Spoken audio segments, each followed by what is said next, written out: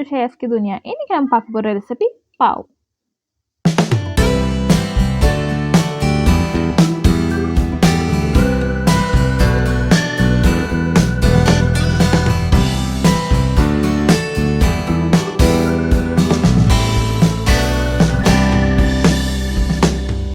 First நம்ம ஈஸ்ட்டை activate பண்ணிடலாம். அதுக்கு ஃபஸ்ட்டு ஒரு பவுல் எடுத்துக்கோங்க. ஈஸ்ட்டை ஆக்டிவேட் பண்ணுறதுக்கு வார்ம் மில்க் ஆர் வார்ம் வாட்டரில் கூட நீங்கள் ஆக்டிவேட் பண்ணலாம்.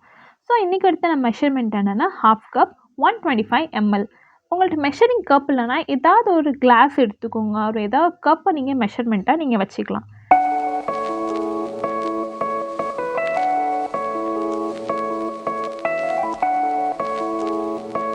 சுகர் ஆட் பண்ணிக்கலாம். சுகர் வந்து 2 டீஸ்பூன் எடுத்திருக்கேன், 5 ml. இந்த மெஷர்மெண்ட் ஸ்பூன் உங்கள்கிட்ட இல்லைன்னா ஸ்பூன்லேயே சின்ன ஸ்பூனாக இருக்கும்ல, அதில் 2 டைம்ஸ் நீங்கள் சுகர் ஆட் பண்ணிக்கலாம்.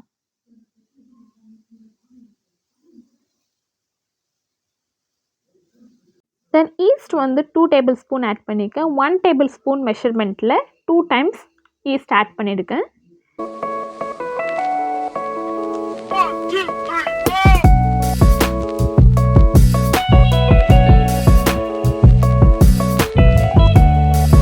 லைட்டாக இதை ஒரு மிக்ஸ் கொடுத்துருங்க.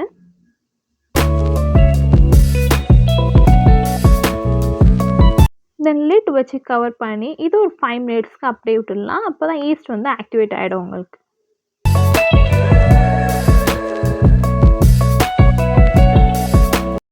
ஆஃப்டர் 5 மினிட்ஸ் ஈஸ்ட் ஆக்டிவேட் ஆகிடுச்சான்னு பார்ப்போம். ஸோ ஈஸ்ட் ஆக்டிவேட் ஆகிடுச்சு. நெக்ஸ்ட் ஸ்டெப் வந்து நம்ம பாவுக்கு டோ ரெடி பண்ணலாம்.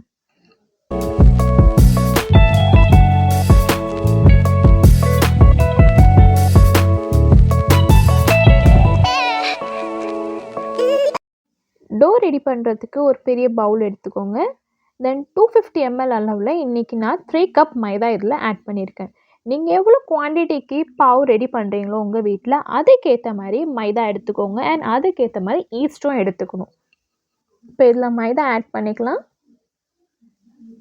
தென் சால்ட் ஆட் பண்ணியிருக்கேன், 1/2 டீஸ்பூன் 2.50 ml.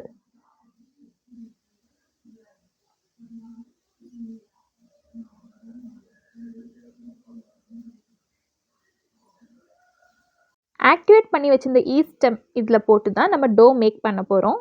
மிட்வாயில் உங்களுக்கு தேவைப்பட்டால் warm milk R warm water நீங்கள் எடுத்துக்கலாம். பட் அந்த வாட்டராக இருக்கட்டும் மில்காக இருக்கட்டும் ரொம்ப ரூம் டெம்பரேச்சரான நார்மல் டெம்பரேச்சராக இருக்கிறத ஆட் பண்ணாதீங்க. உங்களுக்கு அந்த சாஃப்ட்னஸ் கொடுக்காது. தென் நீங்கள் மில்க் ஆட் பண்ணிங்கன்னா ரொம்ப சாஃப்டாக உங்களுக்கு பாவு வரும். கொஞ்சம் கொஞ்சமாக ஆட் பண்ணி பிசைஞ்சு எடுங்க. தென் நல்ல சாஃப்டாக ஸ்டிக்கியான ஸ்டேஜுக்கு வரும்போது நீங்கள் இதில் வந்து பட்டர் ஆட் பண்ணிக்கலாம். இப்போ நீங்கள் எவ்வளோ குவான்டிட்டிக்கு எடுக்கிறீங்களோ, இப்போ நான் எடுத்தது வந்து 3 கப், அதுக்கு வந்து 50 கிராம் பட்டர் நான் இதில் ஆட் பண்ணி பிசைஞ்சிக்கலாம். நல்லா சாஃப்டாகவும் நல்லா பஃபியாகவும் உங்களுக்கு வரும்.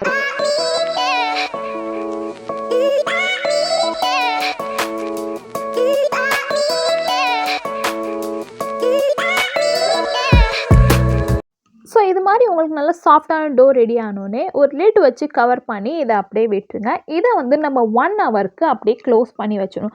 அப்போ தான் நீங்கள் வச்சுருக்க சைஸை விட அது ஆக்டிவேட் ஆகி டபுள் சைஸ் ஆகிடும். ஸோ 1 to 1.5 ஹவர்ஸ் வரைக்கும் நீங்கள் அப்படியே இதை விட்டுடலாம். ஸோ ஆஃப்டர் நான் 1 ஹவர்ஸ்க்கு அப்புறம் இதை பார்த்தா இது சைஸ் வந்து டபுள் ஆகிடும். ஸோ இந்த மாதிரி நல்லா சாஃப்டாக இருந்தால் உங்களுக்கு பாவு நல்லா சாஃப்டாக வரும்.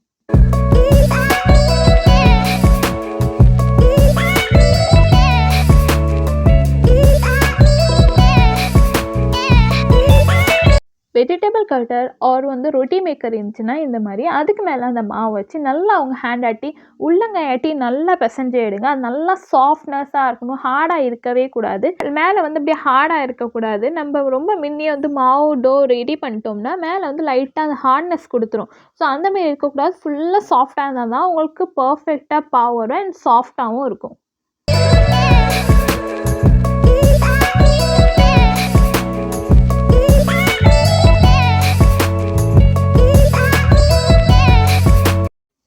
ஸோ 10 to 15 மினிட்ஸ் நல்லா மாவு வந்து பிசைஞ்சதுக்கப்புறம் அந்த மாவை வந்து 2ஆக டிவைட் பண்ணி எடுத்துக்கோங்க. ஆர் 1லேயே நீங்கள் கூட டிவைட் பண்ணி பேடாக போட்டுக்கலாம். இப்போ நான் இதை 2ஆக டிவைட் பண்ணி ஒரு பார்ட்டில் வந்து 5 to 6 பேடாஸ் போட்டு எடுத்தேன்.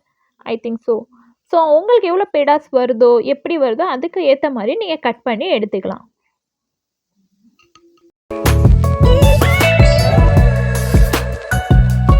ஸோ இந்த மாதிரி செஞ்சு நீங்கள் ஈக்குவல் சைஸில் கட் பண்ணி எடுத்துட்டிங்கன்னா உங்களுக்கு ஷேப்பும் பர்ஃபெக்டாக வரும்.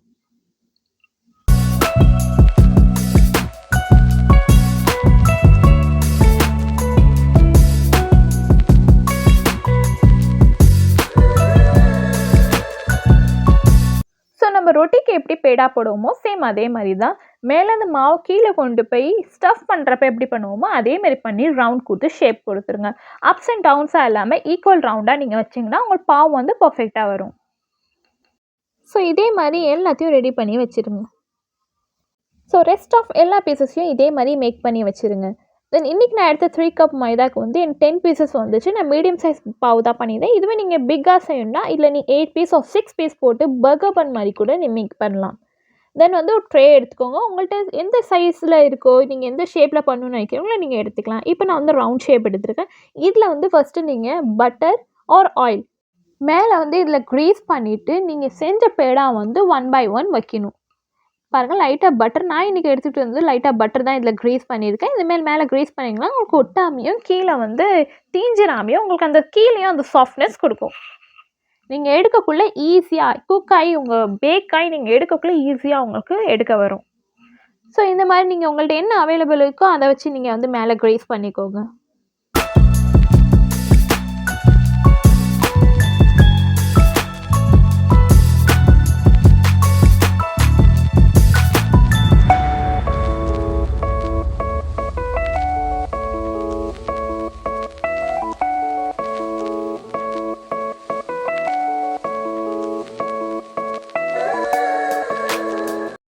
நீங்கள் ரெடி பண்ணி வச்சுருக்க பேடா வந்து இதில் 1 by 1 அரேஞ்ச் பண்ணி வச்சுருங்க. அரேஞ்ச் பண்ணி இதில் நீங்கள் வைக்கக்குள்ள ஆர்டராக ஒன்றுக்கு ஒன்று ஒட்டாமல் லைட்டாக கொஞ்சம் கேப் விட்டு நீங்கள் வைங்க.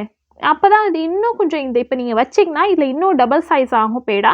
ஸோ அப்போ தான் உங்களுக்கு பஃபியாக நல்லா வரக்குள்ள ஒன்றுக்கு ஒன்று ஒட்டாமல் அந்த சைஸ் வந்து ஈக்குவலாக உங்களுக்கு அந்த கேப்பில் ஈக்குவல் ஆகிடும். ஸோ இந்த மாதிரி ஃபஸ்ட்டு கொஞ்சம் கொஞ்சம் கேப் விட்டு வைங்க. நானே ஃபஸ்ட்டு வைக்கும்போது கொஞ்சம் கொஞ்சம் ஒட்டிருந்துச்சு. அப்போ நான் அதை அட்ஜஸ்ட் பண்ணி கரெக்டாக வச்சுக்கிட்டேன். ஸோ இந்த பாருங்கள், நம்ம வைக்கிறப்போ ஒரு சைஸாக இருக்கும். தென் இதை ஃபுல்லாக நீங்கள் எவ்வளோ பேடாஸ் இருக்கோ எல்லாத்தையும் வச்சுட்டு க்ளீன் ரேப்பர் ஆட்டி மேலே க்ளோஸ் பண்ணி இதை நீங்கள் வந்து 20 to 30 மினிட்ஸ் அப்படியே விட்டுருங்க. ஸோ ஆஃப்டர் 30 மினிட்ஸ் நான் 30 மினிட்ஸ் விட்டுருந்தேன். அதுக்கப்புறம் எப்படி இருக்குன்னு பார்ப்போம். இந்த கவர் வந்து நீங்கள் எடுத்து பார்த்தீங்கன்னா நீங்கள் வச்சுருக்க சைஸை விட கொஞ்சம் சைஸ் வந்து எக்ஸ்ட்ராவாக இருக்கும். நான் சொல்லியிருந்தேன்ல அந்த கேப்பெல்லாம் ஃபுல்ஃபில் ஆக்கிடணும். ஸோ அதேமாரி பாருங்கள், டபுள் ஐ கேப்லாம் ஃபுல்ஃபில் ஆக்கிடுச்சு. இதுக்கு மேலே நீங்கள் என்ன பண்ணணுன்னா மேலே வந்து மில்க் வந்து லைட்டாக க்ரீஸ் பண்ணி விடணும். மே பொசிஷன் மட்டும் நீங்கள் க்ரீஸ் பண்ணி விட்டால் போதும். தென் இது பண்ணுறப்ப உங்கள் அவனை வந்து நீங்கள் ப்ரீ ஹீட் பண்ணிக்கோங்க 2 மினிட்ஸ்க்கு.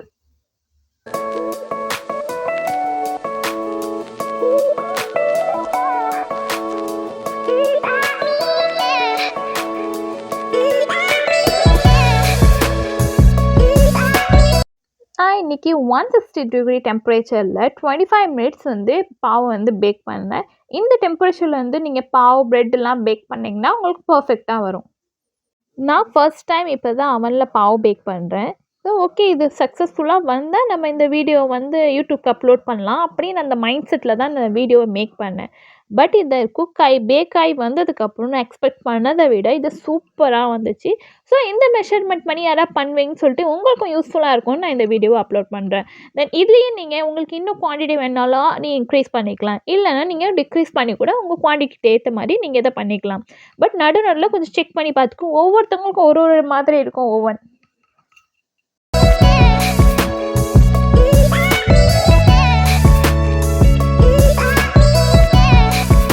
ஆஃப்டர் 25 மினிட்ஸ் ஒரு நைஃப் ஆர் ஸ்டிக் வச்சு நீங்கள் இன்செர்ட் பண்ணி பாருங்கள். இது வந்து பேக் ஆகிடுச்சா குக் ஆகிடுச்சான்னு இன்செர்ட் பண்ணி நீங்கள் எடுக்கக்குள்ளே ஸ்டிக்கியாக வருதா இல்லை அப்படியே ஃபைன் ஸ்மூத்தாக அது வருதா க்ளீனாக வருதான்னு பாருங்கள். க்ளீனாக ஆச்சுன்னா கம்ப்ளீட்டாக குக் ஆகிடுச்சின்னு அர்த்தம். ஸ்டிக்கியாக இருந்துச்சுன்னா இன்னும் நீங்கள் ஒரு 5 மினிட்ஸ்க்கு நீங்கள் வச்சு குக் பண்ணி எடுக்கலாம். ஸோ மேலே வந்து இந்த ஹீட்டோடையே நீங்கள் மேலே பட்டரை வந்து லைட்டாக க்ரீஸ் பண்ணிக்கோங்க.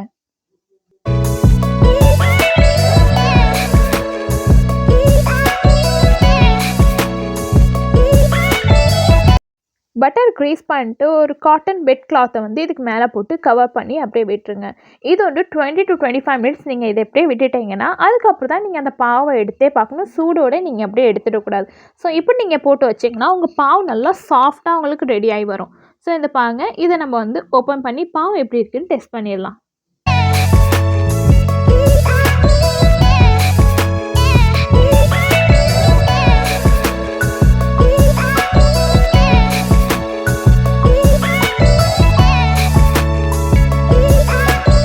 எடுக்கும்போது நீங்கள் பார்த்துருப்பீங்க, எங்கேயுமே ஸ்டக் ஆகாமல் நல்லா சாஃப்டாக இருந்துச்சு. இந்த பாருங்க, ப்ரெஸ் பண்ணி பார்த்தாலே உங்களுக்கு நல்லா சாஃப்டாக அந்த ப்ரெஸ் பண்ணுறப்ப நல்லா அமுங்கி சூப்பராக உங்களுக்கு வந்திருக்கும்.